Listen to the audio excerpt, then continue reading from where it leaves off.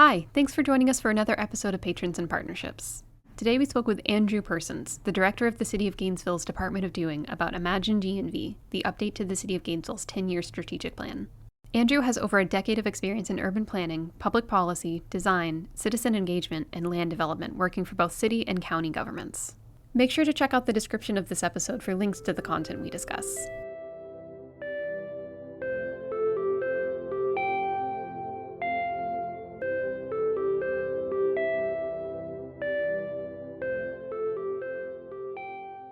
Good morning, Andrew. Thank you for joining us today. Could you tell us about Imagine GNV?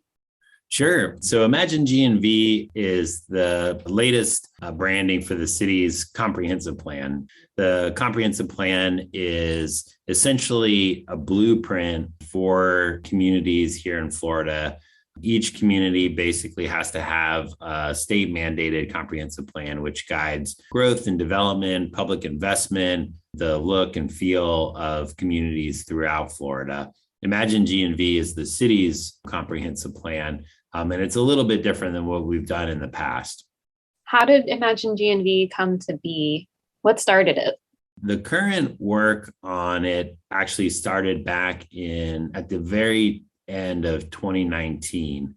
The City Commission adopted a resolution which affirmatively stated that race and equity would be a core value of this comprehensive plan. By statute, we generally have to update our plan about once a decade or so. What's a little bit different about this plan is the resolution, which essentially set the table for the work that we've done since then. We're really the first in the state to fully embed race and racial equity as a foundational goal in our comprehensive plan. And so Imagine GNV really tries to weave racial equity issues and really trying to better the lives of some of our generally underrepresented populations here in Gainesville, Black Gainesvillians who have traditionally not been a part of big sort of large scale, long range planning efforts in the community. And why does the city believe this is necessary? Well, it's really necessary because we have a high degree of racial inequity in Gainesville. We tend to be a highly segregated city, both economically and spatially. And those things didn't happen overnight. They've been, obviously forces of throughout Gainesville's history. I think what's really exciting about this project is the recognition on the commission that the comprehensive plan can be a really important vehicle for addressing longstanding racial equity issues in the community and really highlighting and trying to bring the resources and interest and focus of government onto addressing and helping the most marginalized parts of our community. And so that's really kind of the whole of what we're doing. Because the comprehensive plan is so comprehensive, it really does touch almost every aspect of city government, everything from areas of conservation, environmental regulations, to things like public health, to the way that the areas that the city allocates public dollars. We do have, like every community, a limited or finite amount of public resources and that we can put towards issues. And so one of the sort of fundamental aspects of sort of rethinking this work with the comprehensive plan, Imagine GNV, is like, how do we allocate public investment in a more equitable way? So if we have communities that experience greater degree of issues from maybe, let's say, stormwater, for instance, or how do we make sure that those resources are going to those communities that both are impacted, but also may not have the same resources, personal resources, to be able to respond or to deal with those types of disruptions. So it's really kind of rethinking a lot of how we do service delivery and how we prioritize, our limited budgets in this way. Yeah, that makes sense. And gentrification is always a concern when talking about underserved communities like that. How is Imagine GNV reaching out to these communities to make sure they're involved in city planning? That's been a real focus of the outreach around Imagine GNV. We know historically, both here in Gainesville and nationally, these types of sort of long range planning work, or just generally public hearings, public meetings, they tend to, the people that come to those meetings don't tend to be like fully representative of the overall community. Because Imagine GNV was really focused on raising and highlighting particularly Black voices in Gainesville. We knew doing outreach was going to have to be different than what we've done in the past, which has been the sort of more traditional, like, let's have a big public event, or let's, have a bunch of, public hearings at City Hall. We needed to go to where people were. One of the challenges with that is obviously the pandemic, which kind of put a wrinkle in a lot of planning work. But we did pilot some really new kind of ideas about how the city did engagement around this. One of it is the community cultivator program. And so what we did when we started to plan out the engagement around Imagine GNV is that we actually developed and created a program where we hired community members, not because of their particular expertise in planning or even in local government budgeting or any of those things, but we hired them out of the communities that we were wanting to highlight, like, their voices and their engagement. And so we actually just hired essentially lay people from these neighborhoods to both learn about comprehensive planning and to then use that as a vehicle to then talk to their neighbors and get more sort of on the ground feedback from community networks and family and friends, and then to be a better sort of more knowledgeable advocate for those communities. And so that was about a 6-month program where we on all of the community cultivators were paid for their time and work, and their input helped to inform a lot of the input that's gone into the actual drafts of the plans.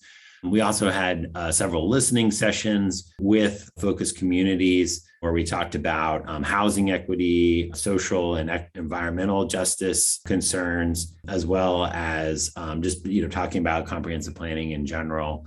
And then we also had, in the same sort of vein about coming to where people were, as opposed to requiring them to come to City Hall, we created a meeting in a box idea where we essentially have all the components that you would need to run a community meeting. And then we made that available to different community groups, church groups, anyone that was interested in actually hosting their own meeting and then gathering feedback and sending that into the city.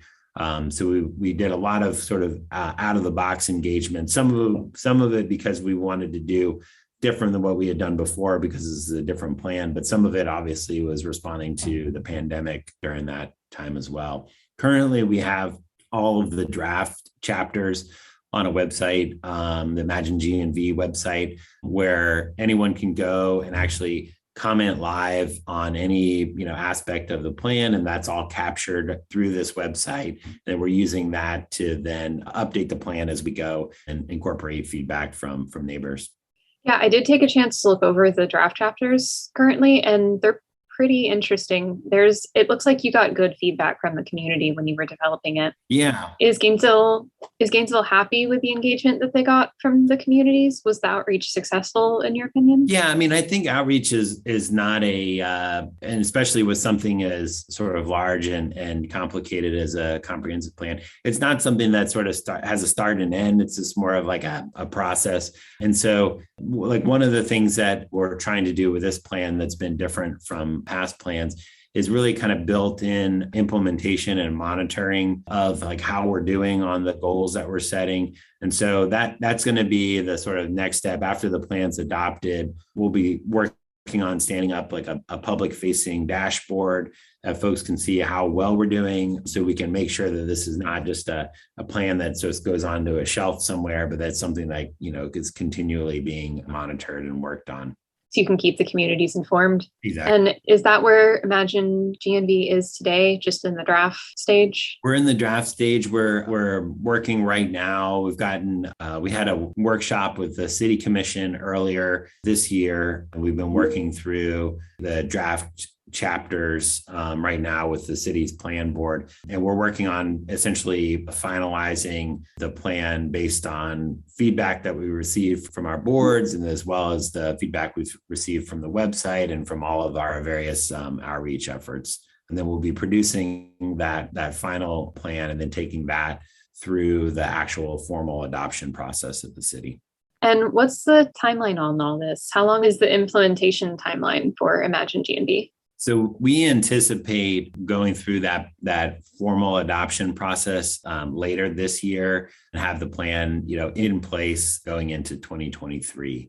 And then, of course, like I said, like we update the plan, generally speaking, like by state statute about once every 10 years, but anticipate that this is going to be through the implementation dashboard, something that is going to be, kept sort of fresh as we go forward.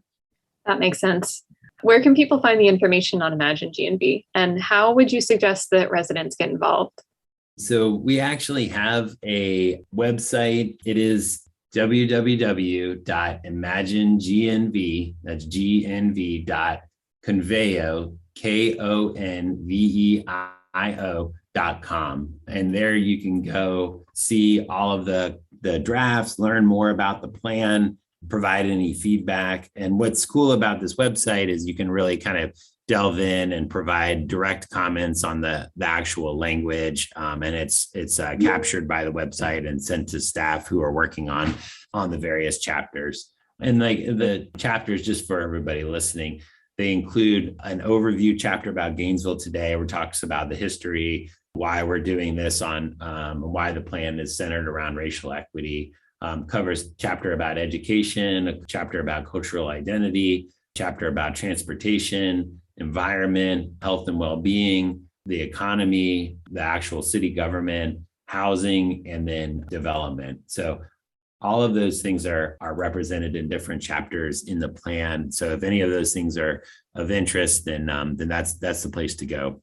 Okay. Was there anything notable in the drafts that you wanted to talk about? I mean, there's really kind of some really interesting ideas in all of the draft chapters. There are a couple of new chapters that are not represented in the city's current comprehensive plan. That's new. So health is not something that's currently represented in our plan, but it's something that is obviously, even before the pandemic, it's been a big topic and an important area, particularly in thinking about health inequities in the community. Similarly, the economy has been not fully represented in the existing plan. So there are some new chapters that have been added as well to address some of the changes that have occurred in Gainesville and at the national scene as well. And there's a lot of really interesting ideas and different concepts. So I definitely encourage folks to take a look. One of the things that I think is really neat about this plan is, so our existing plan is not particularly like intuitive or fun to read. If you have insomnia, it might be good. But one of the real main goals of this plan was to really kind of pare down a lot of the technical language and to be able to provide a document that at least the front part of the document would be something that a normal everyday neighbor could pick up, read through, and get a general idea of sort of what the city's goals are, what are the things that we're working towards in the next decade, without needing a master's in urban planning to understand. So that's a big part of it too. So I would encourage your readers, if they hopefully won't find a very dry document, it'll be something that actually could be relatable and understandable. Is there anything else you'd like to talk about today? No, I just, like I said, I think it's really neat. I think for Gainesville, we are a leader in this area. Like there's really no other community in Florida that has done this type of work and that's taking this. We anticipate presenting at a state conference later this year. We're one of the few communities in the country that are really kind of leading the way in this. And I routinely get calls from much larger cities, Philadelphia, other cities who are asking questions about what we're doing here in Gainesville. So it's really exciting. I think it's been a long process, and obviously the pandemic has made it a little bit more challenging. But we're excited to be at the stage that we're at, and I think it'll be a real step forward for Gainesville. Well, I look forward to seeing how the changes to the comprehensive plan affect the way Gainesville develops in the next few years. I really think that Gainesville is a pretty unique little community in terms of how it feels. Yep. And I think the plan is intended to capture that and to provide sort of the community's vision for what Gainesville is today and what direction it's going. And so I agree. I'm also excited to see. All right. I think that's all we had today, unless there's something else you want to talk about. So are you good? Great. I'm good. Yeah. All right. Thank you so much, Andrew. Yeah. Thank you for the opportunity. You're welcome. Have a good day. You too. Bye. Bye.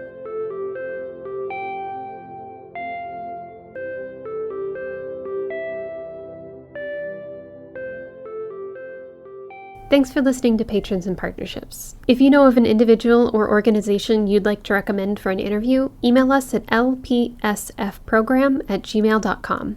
To listen to more episodes, find us on Apple Podcasts, Stitcher, or Spotify. And be sure to check out the Alachua County Library on Spotify while you're there for chill playlists to read to, handpicked by our librarians.